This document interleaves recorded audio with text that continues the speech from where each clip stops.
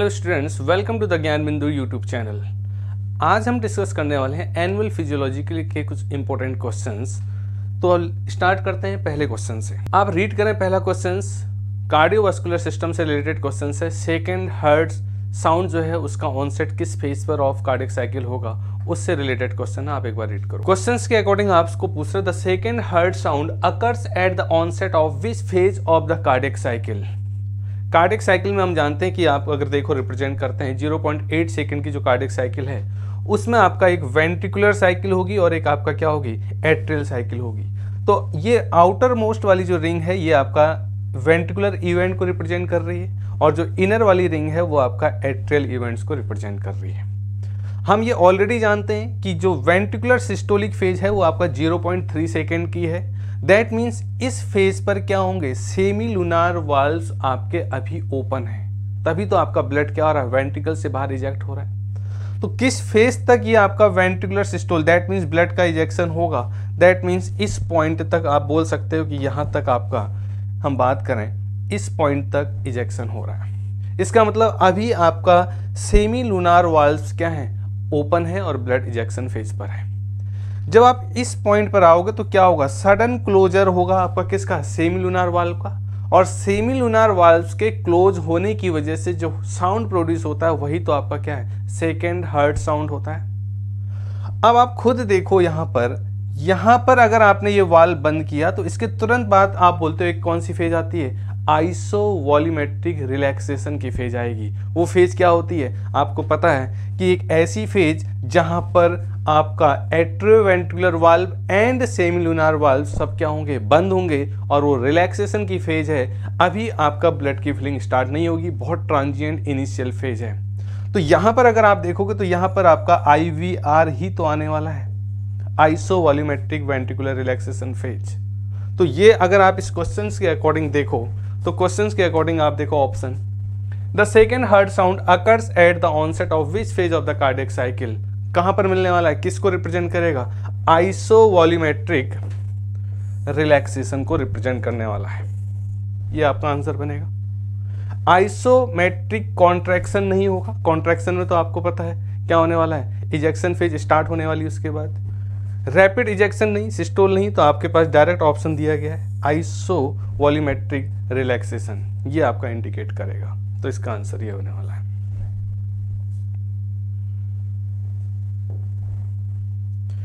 Move करते हैं second question की तरफ। ये भी आपका कार्डियोवास्कुलर सिस्टम से है। आप एक बार क्वेश्चन रीड करो और जो ग्राफ पर जो पॉइंट इंडिकेट किए गए हैं किस पॉइंट को किस रिस्पेक्ट में पूछा गया, आप एक बार रीड करो।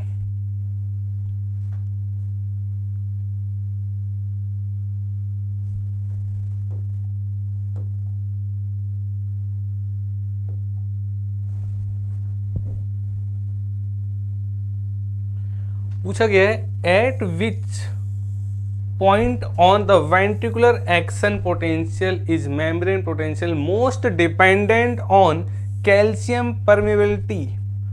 हमने पढ़ा है कि इस फेज पर हमारे पास जब हम एक्शन पोटेंशियल की बात करते हैं, यहाँ पर वेंट्रिकुलर मसल एक्शन पोटेंशियल की, तो यहाँ पर ये जो आपका जो स्टेबल फेज है ये आपकी क्या आती है, ये प्लेटू फेज कहलाती है। और ये प्लेटू फेज जनरली किस आयन की वजह से है, ये कैल्शियम आयन की एंट्री की वजह से है। तो यहाँ पर जो मेन रोल प्ले कर रहा है वो कौन सा आयन है, कैल्शियम आयन है। तो ये जो प्लेटू फेज बनेगी, ये प्लेटू फेज किसकी वजह से, कैल्शियम की परमेबिलिटी की वजह से है। तो वही तो पूछा गया है, potential most dependent on the calcium permeability. तो डी आपका आंसर होगा, दैट मीन्स पॉइंट डी। तो आंसर आपका क्या बनने वाला है, फोर्थ बनने वाला है। आई थिंक बहुत आसान क्वेश्चन है, वैसे आपको मैंने ऑलरेडी बताया हुआ है कि प्लेटू फेज को आप ध्यान रखना, क्योंकि इस वाले एक्शन पोटेंशियल पर प्लेटू फेज को टारगेट किया जाता है और वहां पर कैल्शियम का इंपॉर्टेंट रोल है।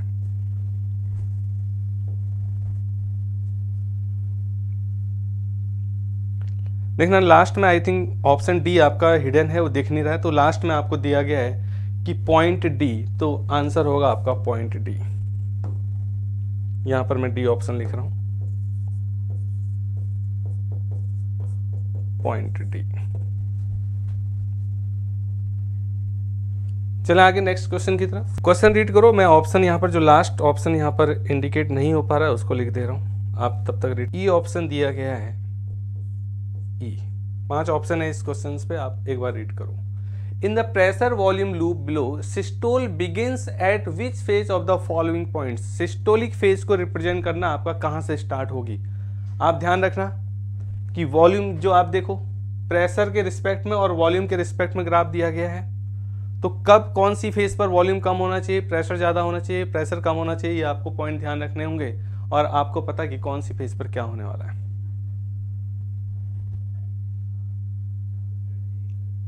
देखो आप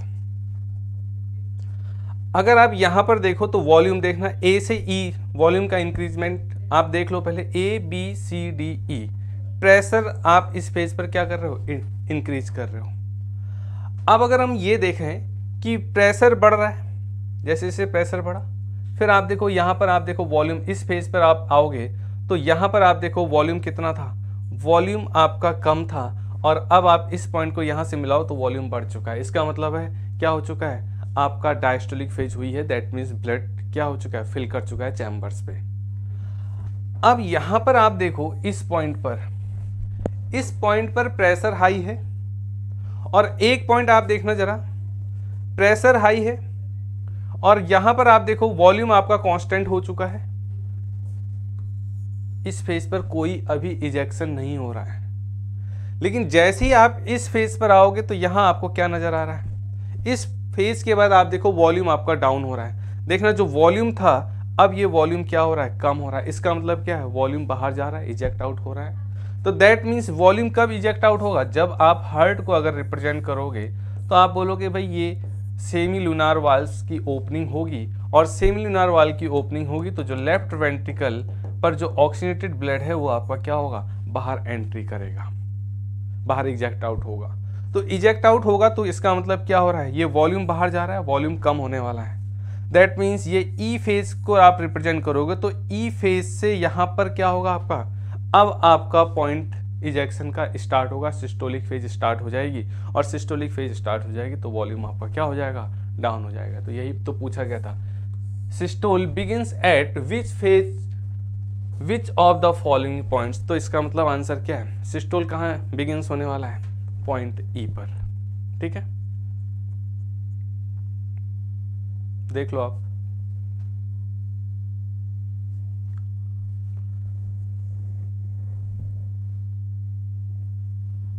चलें आगे।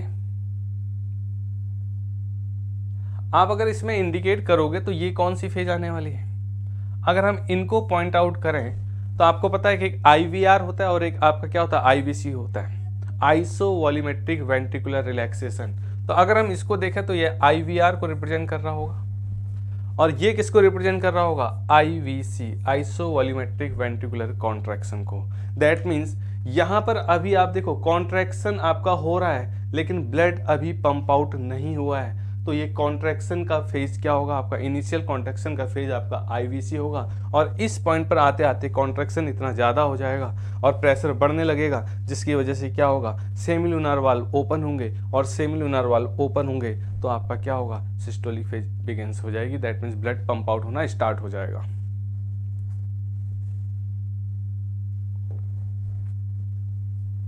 मूव करें नेक्स्ट क्वेश्चन की तरफ, रीड करना जरा।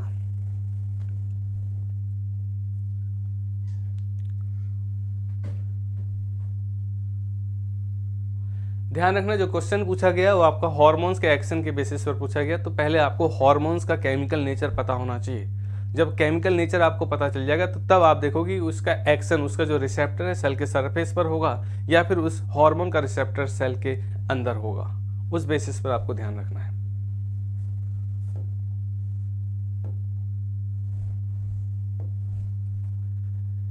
यहां देखेंगे आप, a scientist created a new drug that was found to have very similar chemical properties to the testosterone। और टेस्टोस्टेरोन से अगर वो सिमिलरिटी रख रहा है तो आपको पता है टेस्टोस्टेरोन क्या है, एक स्टेरॉइड हार्मोन है, और स्टेरॉइड हार्मोन है तो इसका मतलब वो कोलेस्ट्रॉल का डेरिवेटिव है, और कोलेस्ट्रॉल का डेरिवेटिव है तो दैट मीन्स वो प्लाज्मा मेम्ब्रेन को क्रॉस कर सकता है। इसका मतलब है जो उसका रिसेप्टर होगा उस सेल के अंदर होगा और वो आपका जीन एक्सप्रेशन लेवल पे काम करेगा।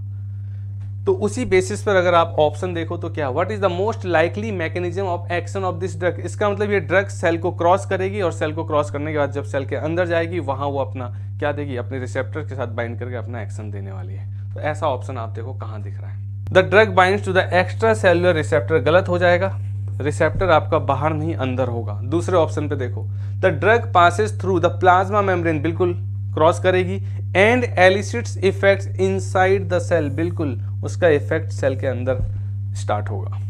तो आंसर इसका क्या होने वाला है, सेकंड होने वाला है।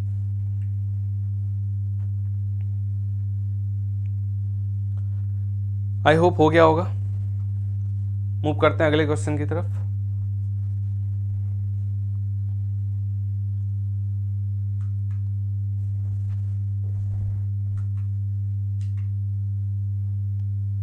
रीड करिए क्वेश्चन आप।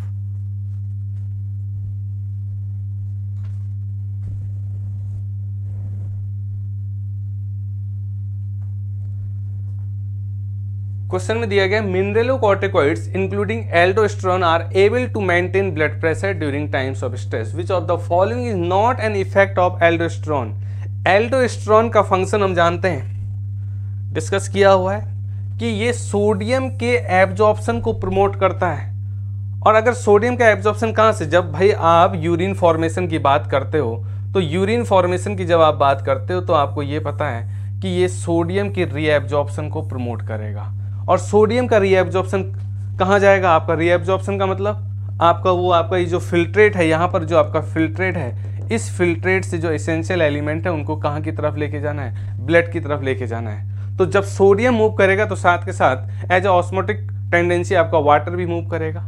तो इसका मतलब ये है कि आपका यूरिन पर आपका सोडियम की कंसंट्रेशन क्या होने वाली है, कम होगी, क्योंकि वो ब्लड की तरफ मूव कर रहा है। तो पहले ऑप्शन में देखो क्या लिखा हुआ है, इंक्रीज ब्लड प्रेशर। अब अगर आप बोलोगे कि वाटर मूव करेगा, सोडियम के अलोंग आपका वाटर भी मूव कर रहा है, तो क्या होगा, ब्लड में वॉल्यूम बढ़ेगा, वॉल्यूम बढ़ेगा तो प्रेशर बढ़ने वाला है। तो इसका मतलब है इंक्रीज ब्लड प्रेशर, ये तो होगा। आपसे नॉट एन इफेक्ट पूछा है तो पहला ऑप्शन नहीं हो सकता। दूसरे में डिक्रीज्ड ब्लड पोटेशियम लेवल, एक चीज और आपको पता है कि एल्डोस्टेरोन दो फंक्शन एक साथ कर रहा है। एल्डोस्टेरोन सोडियम के रीएब्जॉर्प्शन को क्या कर रहा है, प्रमोट कर रहा है, साथ के साथ पोटेशियम के एक्सक्रीशन को लीड करता है। तो अगर पोटेशियम का एक्सक्रीशन लीड होगा तो डिक्रीज्ड ब्लड पोटेशियम लेवल ये होने वाला है। ठीक है, ये भी ऑप्शन सही है, मतलब नॉट एन इफेक्ट, तो ये तो इफेक्ट है उसका।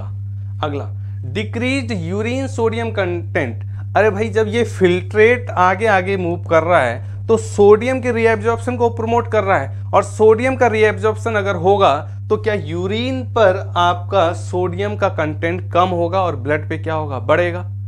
तो ये भी ऑप्शन नहीं होगा क्वेश्चन के अकॉर्डिंग। फोर्थ में decreased blood sodium level, sodium को तो रीएब्जॉर्ब करवा रहा है ना, वो सोडियम को रीएब्जॉर्ब करा रहा है, तो ब्लड में सोडियम का लेवल बढ़ाएगा ना कि घटाएगा। तो नॉट एन इफेक्ट पूछा था, इसलिए आंसर क्या होगा, डी होगा। ठीक है,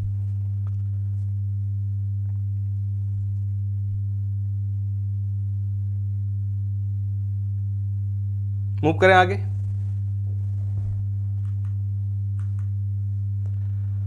क्वेश्चन रीड करो, the proximal tubule of the nephron is the primary location for the reabsorption of which of the following blood filtrate.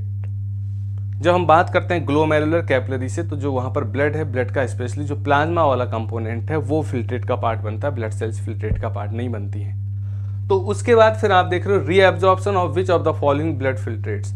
अगर आप यहां पर देखो, क्वेश्चन आपने रीड कर लिया होगा, अगर हम रीएब्जॉर्प्शन की बात करें इसमें, तो आपको नजर आ रहा है कि जो आपका पीसीटी वाला सेक्शन है वहां पर आपका मोस्ट ऑफ द सब्सटेंसेस क्या हो जाते हैं, रीएब्जॉर्ब हो जाते हैं। जैसे वहां पर आपका amino acid, glucose, vitamin, water, sodium, ये सब क्या होंगे, मैक्सिमम आपका रीएब्जॉर्ब हो जाएंगे। तो पीसीटी में क्वेश्चन के अकॉर्डिंग आप देखो क्या कह रहा है, पीसीटी की बात कर रहा है, the proximal convoluted tubule of the nephron is the primary location for the reabsorption. वहां पर ग्लूकोज भी रीएब्जॉर्ब होता है, अमीनो एसिड भी 100% ऑलमोस्ट रीएब्जॉर्ब हो जाते हैं, सोडियम का भी रीएब्जॉर्प्शन वहां पर होता है। आप देख लो, अमीनो एसिड, ग्लूकोज, विटामिन यहाँ पर आपका क्या होंगे, एब्जॉर्ब हो जाते हैं। इसका मतलब है जो आंसर बनेगा वो क्या बनेगा, आंसर बनने वाला आपका all of the above.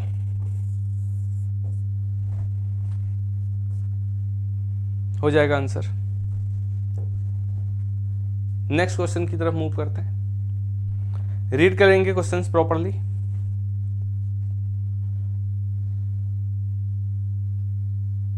You perform a urine analysis on a patient and the results of the test show that there is a free hemoglobin in urine sample. Line पकड़ेंगे आप,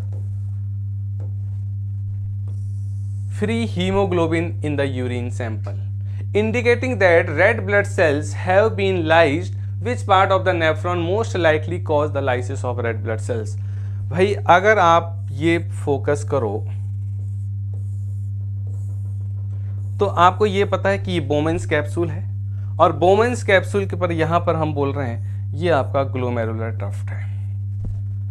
अब आप देखो हीमोग्लोबिन आपको कहां मिल रहा है? यूरिन सैंपल पर मिल रहा है, और हम ये जानते हैं कि हीमोग्लोबिन प्लाज्मा का प्रोटीन नहीं है। हीमोग्लोबिन क्या है? आरबीसी के अंदर है, ये आरबीसी, और यहां पर आपका क्या है? हीमोग्लोबिन है। और नॉर्मल कंडीशन पर अगर आप देखोगे तो कभी भी ब्लड सेल्स आपका फिल्ट्रेट का पार्ट नहीं बनती हैं, लेकिन आप कह रहे हो कि यूरिन सैंपल पर हीमोग्लोबिन ऑब्जर्व हुआ है। इसका मतलब है हीमोग्लोबिन तो सेल के अंदर था, दैट मीन्स आरबीसी पहले लाइज हुई होंगी, तभी तो उसका कंटेंट बाहर आया होगा।